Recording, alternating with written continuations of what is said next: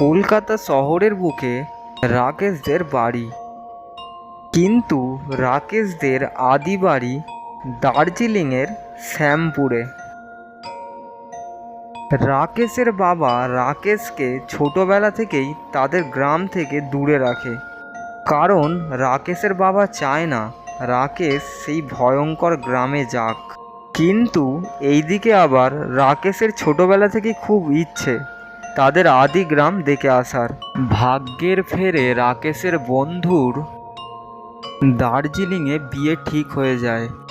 রাকেশকে রাকেশের বন্ধু বিয়েতে আসার জন্য তার বাবাকে আর তাকে নেমন্তন্ন করে। রাকেশের বাবার এই কদিন শরীরটা খুব খারাপ যাচ্ছে, তাই রাকেশের বাবা যেতে পারলো না। তাই বাধ্য হয়ে রাকেশ একাই গাড়ি চালিয়ে যেতে লাগলো। রাকেশ গাড়ি চালাতে চালাতে তার বাবার কথাটা মনে পড়ল, যাই হয়ে যাক শ্যামপুর গ্রামে যেন যেও না। রাকেশ কিন্তু তার বাবার কথা শুনল না। তার দার্জিলিংয়ে আসার প্রথম কারণই হলো তাদের শ্যামপুর গ্রাম থেকে ঘুরে যাওয়ার। তাই সে তার বন্ধুর বিয়েতে না গিয়ে প্রথমেই শ্যামপুর গ্রামেতে আসে। শ্যামপুর গ্রামেতে এসে তাদের পুরনো বাড়ির সামনে এসে দেখে তাদের বাড়ির সামনে একটি বড় অশ্বত্থ গাছ। সেই গাছের নিচে গ্রামের লোক গাছটিকে পুজো করে তাদের বাড়ির সাথে লাল সুতো দিয়ে গাছটিকে বেঁধে দিয়ে গেছে। রাকেশদের পুরনো বাড়ি লাল সুতো দিয়ে বেঁধে দিয়ে গেছে বলে রাকেশ একটু রেগেই গেল। সে রেগে গিয়ে লাল সুতোগুলোকে ছিঁড়ে ফেলল।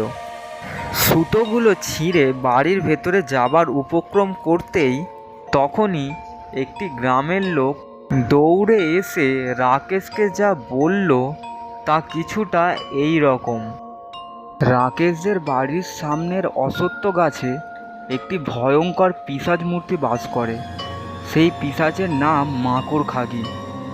সেই মাকড়খাগি নামের পিশাচটার গ্রামে খুব উপদ্রব করত, তাই তান্ত্রিক ডেকে এই গাছের মধ্যে তাকে বন্দি করা হয়েছিল।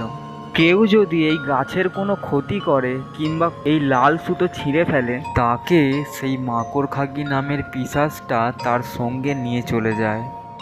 আর তার পরের দিন তার মৃতদেহ এই গাছের তলায় পড়ে থাকতে দেখা যায়। রাকেশ এইসব কথা শুনে হেসে উঠল। তারপর সেই গাছের একটি ডাল ভেঙে সেই গ্রামের লোকটিকে দেখালো। লোকটি এইসব দেখে ভয়েতে কেঁপে উঠল।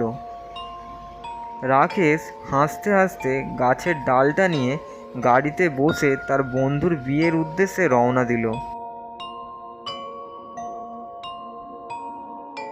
তার বন্ধুর বিয়ে দেখে বাড়ি ফেরার সময় তার গাড়িটা অস্বাভাবিক আওয়াজ করে রাস্তার মধ্যেই থেমে যায়। হাজার চেষ্টা করার পরও গাড়িটা আর চালু হচ্ছে না। সে এই দেখে গাড়ি থেকে নেমে গাড়িটা চেক করার উপক্রম করতেই সে দেখে গাছের পেছন দিকে একটি ছায়ামূর্তি দাঁড়িয়ে আছে। সেই ছায়ামূর্তির চোখ আগুনের ভাটার মতো জ্বলছে। রাকেশ এটা দেখে সেই গাছের দিকে এগিয়ে যেতে লাগলো। কিছুটা এগোনোর পর হালকা চাঁদের আলোয় সে যা দেখল তাতে তার গোটা শরীর থরথর করে কেঁপে উঠল। সে দেখল একটি পিশাচ মূর্তি, তার পিঠে মাকড়সার মতো চারটে হাত। রাকেশ তখন বুঝতে পারল এই সেই মাকড়খাগি।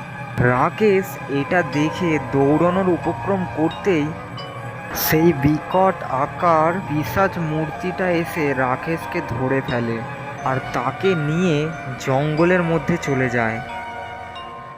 রাকেশ রাত্রে বাড়ি না ফেরার কারণে রাকেশের বাবা রাকেশের বন্ধুর কাছে যায়।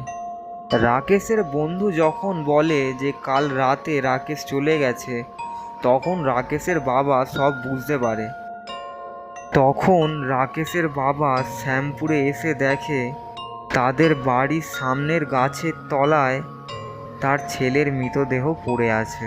তখন সেই গ্রামের লোকটা এসে রাকেশের বাবাকে সব ঘটনা বলে। এই রকমই আরও গল্প শোনার জন্য আমাদের চ্যানেলটিকে সাবস্ক্রাইব করুন। আর যদি গল্পটা ভালো লাগে তাহলে কমেন্টের মাধ্যমে নিজের মতামত জানান।